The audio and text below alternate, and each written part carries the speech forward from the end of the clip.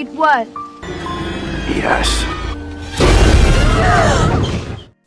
Creeper असल में एक खतरनाक मॉन्स्टर होता है जो कि हर 23 सालों बाद 23 दिनों के लिए इंसानों को मारकर खाने के लिए आता है। मूवी स्टार्ट होते ही हमें यही बताया जाता है कि 23 सालों बाद एक मॉन्स्टर 23 दिनों के लिए दोबारा जाग गया है और आज 22वां दिन है। मूवी स्टार्ट होते ही हम देखते हैं एक छोटे बच्चे को जो कि अपने फादर के खेतों में स्केरक्रो बांध रहा होता है और तभी हम उसके फादर को देखते हैं जिसका नाम जैक होता है। वो बेली से कह रहे होते हैं कि वो अपने काम को जल्दी से वाइंड अप कर ले। उनका एक डॉग भी होता है जो कि खेतों की तरफ मुसलसल देखकर भौंक रहा होता है। वहीं पर बेली का बड़ा भाई भी होता है। अपने फादर के ऑर्डर के मुताबिक बेली खेतों में स्केरक्रो बांध रहा होता है।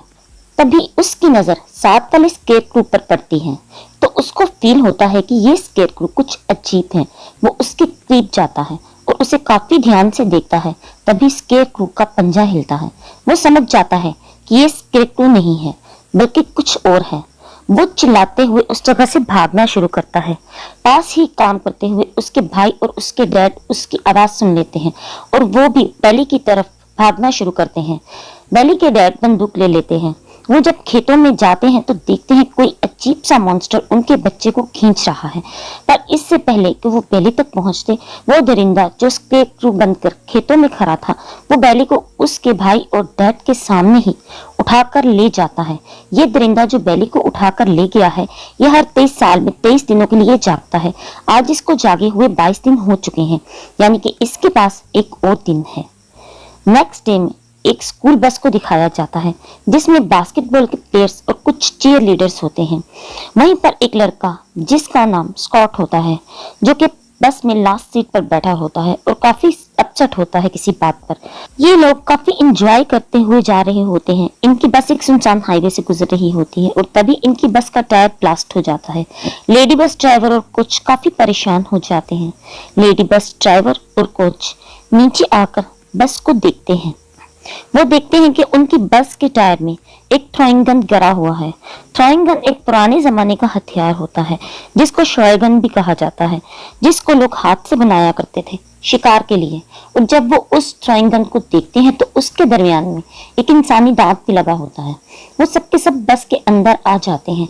इनको बस का टायर चेंज करने के लिए हेल्प करनी होगी, मगर उस जगह किसी को ढूंढना या जो कि टायर बदल सके बहुत मुश्किल होता है। और फिर तभी रेडियो पर खबर आती है कि इसी हाईवे पर सदियों पुराना एक चर्च मिला है जिसमें से 300 से ज्यादा डेड बॉडीज मिली हैं। और हैरानी की बात तो ये है कि ये सब डेड बॉडीज आपस में एक दूसरे से जुड़ी हुई थी। ज्यादातर बच्चे इस खबर को फेक समझते हैं। बस से कुछ ही दूर फासले पर 3 लड़कियां स्मोक कर रही होती हैं जिनको एक चीयर लीडर देख लेता है और ऐसा करने से मना करता है। लेकिन उसके जाने के बाद हम देखते हैं कि लेडी बस ड्राइवर भी उनके साथ आकर स्मोक कर रही होती है। फिर लेडी बस ड्राइवर रेडियो पर मैसेज भेजती है कि हम हाईवे नंबर 9 पर फंसे हुए हैं। पर जब बहुत देर तक कोई भी जवाब नहीं आता रेडियो से तो ये बस को एक ही टायर से चलाने का फैसला करते हैं और फिर ये बस को एक ही टायर से चलाना शुरू करते हैं। दरअसल बस के पिछले 2 टायर्स में से एक ही टायर ब्लास्ट हुआ था। वहीं दूसरी तरफ बेली के भाई और डैड को दिखाया जाता है जो अपनी गाड़ी पर वेपन्स लगा रहे होते हैं उस मॉन्स्टर को मारने के लिए, क्योंकि उस क्रीपर को मारना चाहते थे वो। उधर बस आहिस्ता आहिस्ता चल रही होती है। बस में एक चीयर लीडर होती है जिसका नाम नैन्सी होता है। नैन्सी को विजन्स आते हैं। वो अपने विजन्स में बेली और डैडी को देखती है। इन दोनों को उसी क्रीपर ने मारा होता है। ये दोनों उसे इशारा कर रहे होते हैं कि आगे मत जाओ, आगे खतरा है। फिर तभी उसे खेतों में भागता हुआ एक काला साया नजर आता है। ये काला साया कोई और नहीं वही क्रीपर है जो 23 सालों बाद 23 दिनों के लिए उठता है। वो हवा में इसकी बस की तरफ कुछ फेंकता है। इसकी बस का दूसरा टायर भी ब्लास्ट हो जाता है और तभी नैन्सी होश में आती है तो उसे पता चलता है कि उनकी बस का टायर सच में ब्लास्ट हो चुका है। जब लेडी ड्राइवर बस से नीचे उतरकर देखती है तो वो हैरान रह जाती है कि टायर पर अब की बार भी वैसा ही शॉटगन लगा हुआ है जैसा कि पहले वाले टायर पर लगा था। वो समझ जाती है कोई नहीं चेस कर रहा है। वो सब बच्चों को बस के अंदर जाने का कहती है। इनका कोच सड़क पर फायर कर चलाना शुरू कर देता है। ये इमरजेंसी फायर होते हैं। इनमें रेड लाइट्स निकलती हैं जो कि किसी से मदद के लिए जलाए जाते हैं और धुआं भी ये पैगाम होता है कि इन्हें मदद की जरूरत है। जब वो फायर क्रैकर चला रहा होता है तो ऊपर से वही क्रीपर आता है और कोच को अपने साथ उड़ाकर ले जाता है। जो सड़क पर फायर्स चला रहा था। यहाँ पर किसी को कुछ समझ नहीं आता कि वो कोच अभी कुछ देर पहले सड़क पर फायर चला रहा था, अब वो कहाँ चला गया। और फिर अगले ही पल आसमान से एक फायर नीचे गिरता है। लेडी बस ड्राइवर और एक आदमी कोच को ढूंढना शुरू हो जाते हैं, पर उन्हें कोच आसपास कहीं नजर नहीं आता। मगर तभी फिर वो क्रीपर एक बार फिर आसमान से आता है और लेडी बस ड्राइवर को अपने साथ ले जाता है ऊपर आसमान में। इस बार पीछे से एक बच्चा देख लेता है, पर रात के अंधेरे में उस क्रीपर की स्पीड इतनी तेज होती है कि वो बच्चे को समझ ही नहीं आता कि ये हो क्या रहा है। वो ड्राइवर और सबको बताता है कि ड्राइवर को हवा में उड़ाकर एक क्रीचर ले गया है। सब उसकी बात को मजाक समझते हैं, उनको यकीन नहीं आता। वो कहते हैं ऐसा कैसे हो सकता है कि कोई चीज आसमान से आकर किसी को भी उड़ा कर ले जाए। अब यहाँ पर जो आदमी बाहर होता है वो भी बस के अंदर आ रहा होता है, मगर तभी यहाँ पर एक बार फिर से वो क्रीपर आ जाता है और उस आदमी को पकड़ लेता है और खींचता है। बस के अंदर से बच्चे उसके पांव पकड़ लेते हैं, मगर वो उनको नहीं बचा पाते। वो क्रीपर उसे भी उड़ा कर ले जाता है। अब ये सब लोग डर कर बस के सारे दरवाजे बंद करके बस के अंदर बैठ जाते हैं। अब यहाँ पर सब बच्चे बस के अंदर कैद हो चुके थे, वो सब बहुत ज्यादा डर चुके थे, उनको कुछ समझ नहीं आता कि अब क्या करना चाहिए।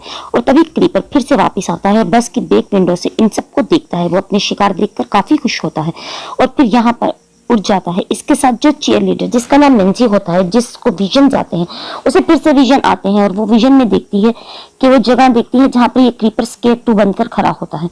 वहां पर उसे एक बार फिर से डेरी जिसको क्रीपर ने मारा था वो दिखता है। वो नेंसी को बताता है कि ये हैवान 23 सालों में 23 दिनों के लिए जागता है, ये इंसानों को अपना शिकार बनाकर मार डालता है। वो इसके अलावा और भी बहुत कुछ बताता है। फिर नेंसी होश में आ जाती है। वो होश में आकर सबको बताती है कि ये हैवान दोबारा आएगा क्योंकि उसको अपना मनपसंद खाना चाहिए, जो कि हम में से कोई भी हो सकता है। वो उन्हें बताती है कि 23 सालों में 23 दिनों के लिए जागता है ये हैवान। 23 दिनों बाद ये फिर से जमीन की गहराइयों में दफन हो जाता है। फिर भी 23 सालों बाद ये दोबारा जागेगा और आज इस क्रीपर की आखिरी रात है और सबको ये बातें बता रही होती है। अब दूसरी तरफ बेली के डैड और भाई को दिखाया जाता है, जो रात के वक्त उस क्रीपर को ढूंढ रहे होते हैं उसी हाईवे पर। और उन्हें एक गाड़ी नजर आती है जिसकी बहुत बुरी हालत होती है। वो देखकर समझ जाते हैं ये उसी क्रीचर का काम होता है। और वो तभी उसी गाड़ी के रेडियो में से आवाज आती है और ये आवाज उसी बस में से होती है जहां पर बहुत सारे बच्चे फंसे हुए होते हैं। वो इन्हें बताते हैं कि हम हाईवे नंबर 9 पर फंसे हुए हैं। बेली के डैड जैक कहते हैं तुम वहीं पर इंतजार करो, हम जल्दी वहां पर पहुंच रहे हैं। ये सब बच्चे बहुत खुश हो जाते हैं, इन्हें लगता है अब इन्हें बचा लिया जाएगा। मगर तभी बस की छत से क्रीपर हाथ अंदर करके एक बच्चे को खींचना शुरू कर देता है। तभी इनमें से एक लड़की एक लोहे का रॉड क्रीपर की आंख के आर पार कर देती है, जिससे वो क्रीपर चिल्ला उठता है। वो क्रीपर रॉड को अपने सर से निकालने की कोशिश करता है तो उसका आधा सर ही साथ निकल जाता है। उसके अगले ही लम्हे वो आसमान की गहराइयों में उड़ जाता है और अगले ही लम्हे इनकी बस के ऊपर आकर गिरता है, जिसकी वजह से बस की विंडो और शीशे छत टूट जाती है और उसका एक विंग बस से अंदर आ जाता है। एक लड़का उसके रिंग का मजाक बना रहा होता है, मगर क्रीपर का वही रिंग उसे लपेटकर उसकी गर्दन ही उड़ा लेता है। फिर क्रीपर अपने सर को अलग कर देता है और उसकी जगह उसी लड़के के सर को फिक्स कर लेता है। ये सब ये देखकर बहुत डर जाते हैं। फिर ये लोग डिसाइड करते हैं कि बस में रहना इन सब के लिए सेफ नहीं है, इसलिए बहुत कोशिश के बाद दरवाजा खोलकर ये सब के सब बस से बाहर निकल जाते हैं। पर अब भी एक बच्चा बस के अंदर ही होता है और जो बच्चे बाहर होते हैं उन्हें चांद के सामने वही क्रीपर उड़ता हुआ नजर आता है। ये सब बहुत डर जाते हैं और बस की तरफ भागना शुरू कर देते हैं, पर बस के अंदर जो लड़का होता है वो बस का दरवाजा नहीं खोलता, इसलिए ये सब फील्ड की तरफ भागते हैं। और फिर वो क्रीपर जो अभी आसमान में उड़ रहा था इनका शिकार करना शुरू करता है और इनमें से कुछ को वो अपनी थ्रोइंग गन से मारता है। इसी दौरान थ्रोइंग गन स्कॉट के बाजू पर लगती है और दरख्त के साथ अटक जाता है। उसके दोस्त उसे काफी बचाने की कोशिश करते हैं, मगर वो क्रीपर उसे फिर भी उड़ाकर ले जाता है। बाकी के सब इधर उधर हो जाते हैं और अब यहाँ पर बेली के डैड जैक और उसके भाई भी पहुंच जाता है। वहां पर उन्हें एक लड़की मिलती है, नैन्सी, वही जो विजन देखती है। उससे पूछते हैं क्या तुम उसी बस में थी, बस जिसमें हमें मैसेज आया था? वो लड़की कहती है हाँ, पर अब वहां जाने का कोई फायदा नहीं, वहां से सब भाग चुके हैं और वैसे भी उस क्रीपर को मारना नामुमकिन है। बेली के डैड जैक कहते हैं कुछ भी हो मैं उसको छोड़ूंगा नहीं। वो उस लड़की को गाड़ी में बिठाते हैं और खुद जीप के पीछे खड़े हो जाते हैं जहां पर वेपन्स लगे होते हैं और खुद को बांध भी लेते हैं ताकि वो क्रीपर उनको हवा में उठा कर ना ले जा सके। और फिर वो स्कूल बस तक पहुंचते हैं और वहां जाकर वो देखते हैं कि वो क्रीपर बस में मौजूद बच्चे को ऊपर खींच रहा होता है जो बस में अकेला रह गया था। बैली के डैड के पास एक बहुत बड़ी गन होती है जिसमें लोहे के रॉड लगे होते हैं और उस रॉड के आगे एक चाकू लगा होता है। ये नाइफ भी क्रीपर का ही होता है। जब वो बैली को खेतों से उठाकर ले गया था तो ये नाइफ वहीं पर गिर गया था। अब बैली के डैड जैक उस पर निशाना लगाते हैं और वो रॉड उस क्रीपर के सीने के आर पार हो जाती है। क्रीपर यहाँ से भागने की कोशिश करता है और जो रॉड उसके सीने के आर पार होती है वो लोहे की बहुत मोटी तार से बंधी होती है, जो तार गाड़ी के रोल से बंधी होती है। लेकिन वो क्रीपर इतना ताकतवर होता है कि उस क्रीपर के हर झटके के बाद इसकी पूरी गाड़ी उछल कर हिलती है जैसे अभी पलट जाएगी। जैक अपने बेटे से कहता है कि गाड़ी को बस के पास ले जाओ ताकि वो क्रीपर गाड़ी को हवा में ना उठा सके। जैक का बेटा गाड़ी को बस के पास ले जाता है पर अगले ही पल वो क्रीपर उस रॉड को अपने जिस्म से बाहर निकाल देता है और इनकी गाड़ी की तरफ फेंकता है। मगर ये सब के सब बच जाते हैं। जैक एक बार फिर से उस रॉड को अपनी गन में फिक्स करता है और फिर वो हैवान वो क्रीपर जख्मी हुआ हवा में गुस्से में इनकी तरफ आ रहा होता है। बैली के डैड जैक एक बार फिर से उस पर निशाना लगाते हैं और उनका निशाना एक बार फिर से बिल्कुल सही जगह पर लगता है। वो क्रीपर झाड़ियों में गिर जाता है। कुछ देर बाद पूरी तरह से खामोशी हो जाती है। सबको लगता है कि वो क्रीपर मर गया है, मगर इस क्रीपर को मारना इतना आसान नहीं है। अगले ही पल वो आसमान की तरफ उड़ना शुरू कर देता है और इनकी गाड़ी भी आसमान की तरफ उठना शुरू हो जाती है। पर इससे पहले कि इनकी गाड़ी पलटती, जैक और उसका बेटा गाड़ी से उतर जाते हैं। वो क्रीपर उस जगह से निकल जाता है। वहीं सीन शिफ्ट होता है 3 बच्चों की तरफ जो बस से भागकर एक जगह पर बैठे होते हैं। इन्हें वहीं पास में एक गाड़ी नजर आती है। जब वो तीनों गाड़ी के पास जाते हैं तो देखते हैं कि चाबी गाड़ी में ही होती है। पर इससे पहले कि ये गाड़ी के अंदर बैठते, वो क्रीपर इनकी तरफ आना शुरू हो जाता है। जल्दी में एक लड़का गाड़ी के पीछे ही बैठ जाता है। अब वो क्रीपर उस लड़के को पकड़ने की बहुत कोशिश करता है। उस लड़के के पास एक गन भी होती है। वो उससे उस क्रीपर पर बहुत सारी गोलियां भी चलाता है, पर वो क्रीपर उसे तो मारा ही नहीं जा सकता। अब वो इनकी गाड़ी के बहुत नजदीक आ जाता है और तभी जो आगे लड़का गाड़ी चला रहा होता है वो अपने साथ बैठी लड़की को गाड़ी से नीचे धक्का दे देता है और पीछे जो लड़का होता है उससे कहता है कि तुम नीचे हो जाओ। इसके बाद वो गाड़ी को ब्रेक लगा देता है जिससे गाड़ी वहीं पर जैम हो जाती है और वो क्रीपर जो इनकी गाड़ी के पीछे फुल स्पीड से उड़ रहा था वो गाड़ी का शीशा तोड़कर आर पार निकल जाता है। अब पीछे जो लड़का था वो भी जख्मी हो चुका था और यहाँ पर उस क्रीपर का एक हाथ, एक पैर और एक पंख भी टूट जाता है। तभी वो लड़का जो जख्मी होता है, जो गाड़ी के पीछे बैठा हुआ था, वो इस क्रीपर को देखता है और उसे देखकर लड़के के दिल में डर पैदा हो जाता है और क्रीपर डर ही तो महसूस कर सकता है। वो समझ जाता है कि उसके आसपास कोई है। वो उस लड़के की तरफ भागना शुरू कर देता है। वो लड़का भाग नहीं सकता क्योंकि वो भी तो जख्मी है। क्रीपर उस तक पहुंच जाता है पर इससे पहले कि वो उसे मारता, यहाँ पर बैली के डैड जैक आ जाते हैं और फिर से उसी हथियार जिसके आगे रॉड लगी होती है क्रीपर पर हमला करते हैं। वो रॉड क्रीपर के सर के आर पार हो जाता है। इसके बाद जैक उसके पास जाता है। उसके पास जो दूसरी लोहे की रॉड होती है वो आगे से शार्प होती है। उससे वो उस क्रीपर पर बहुत सारे वार करते हैं पर फिर भी उसकी सांसें चल रही होती हैं।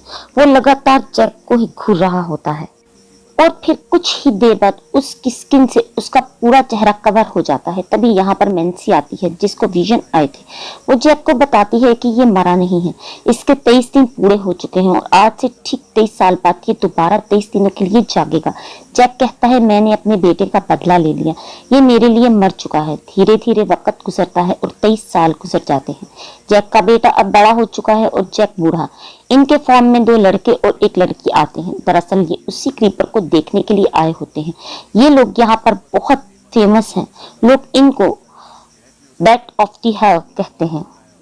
जैक ने उस क्रीपर की बॉडी को हवा में लटकाया हुआ है और उसकी रॉड वाली गन जो कि आज से 23 साल पहले इसी क्रीपर को मारने के लिए जैक ने बनाई थी उसके सामने होती है और उस पर वही रॉड भी लगी होती है जिस पर क्रीपर का चाकू लगा हुआ है। जैक यहाँ पर इन तीनों बच्चों को बताता है कि सिर्फ 3 दिन बचे हैं, यानी कि 3 दिन पूरे होते ही 23 साल गुजर जाएंगे और ये क्रीपर फिर से एक बार जाग जाएगा। इसीलिए यही वजह होती है कि जैक उसके सामने पूरी तैयारी के साथ बैठा होता है ताकि उसके जागते ही जैक उस क्रीपर को मार दे। वहीं यहाँ पर एक और लड़की होती है जो कि क्रीपर के जागने का इंतजार कर रही होती है और वो होती है पैट्रिशिया, जिसकी भाई डैडी को क्रीपर फर्स्ट पार्ट में उठा कर ले गया था और उसकी दोनों आंखें भी निकाल ली थी। इसके साथ ही ये मूवी यहीं पर एंड हो जाती है। अगर आपको मूवी अच्छी लगी हो तो प्लीज़ वीडियो को लाइक कर दें, चैनल को सब्सक्राइब कर दें और बेल आइकन को भी प्रेस कर दें ताकि मेरी आने वाली हर मूवी की नोटिफिकेशन आप तक पहुंचती रहे। और इस मूवी के पहले 2 पार्ट्स का लिंक मैं डिस्क्रिप्शन में डाल दूंगी।